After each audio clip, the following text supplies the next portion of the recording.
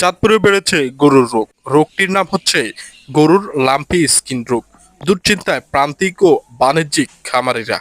সামনে কোরবানির ঈদ, তার আগেই চাঁদপুরে হানা দিয়েছে গরুর লাম্পি স্কিন রোগ। প্রথমে গরুর জ্বর ও ব্যথা শুরু হয়, খাওয়া দাওয়ায় অরুচি, পরে ফসকা উঠে চামড়াগুলো ঝরে পড়ছে। বাড়ি বাড়ি গিয়ে দেখা যায় প্রচুর চিকিৎসকদের পরামর্শ নিয়ে সংক্রান্ত গরু বা বাচ্চাদেরকে আলাদা স্থানে মশারির ভিতরে রাখা হচ্ছে। জেলার মধ্যে কচুয়া, হাজীগঞ্জ ও ফরিদগঞ্জের সবচেয়ে বেশি লাম্পি স্কিন রোগে আক্রান্ত গরু ও বাছুর।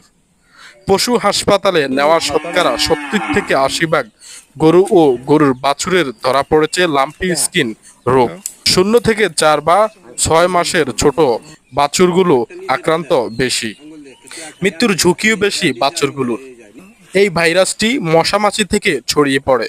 দীর্ঘ সময়ে চিকিৎসা ও ব্যয়বহুল খরচ এবং ভ্যাকসিন সংকট নিয়ে এখন বিপাকে পড়েছেন প্রান্তিক খামারিরা।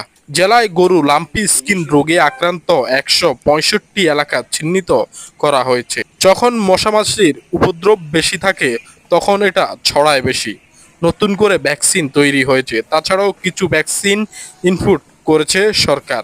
এই ভ্যাকসিন আগামী ১ থেকে ২ মাসের মধ্যে প্রয়োগ শুরু হবে বলে আশ্বাস দেন জেলা পানি সম্পদ কর্মকর্তা। চাঁদপুরের ৮ উপজেলায় প্রান্তিক ও বাণিজ্যিক খামারগুলোতে পালিত হয় প্রায় ৩.৫ লাখ গরু।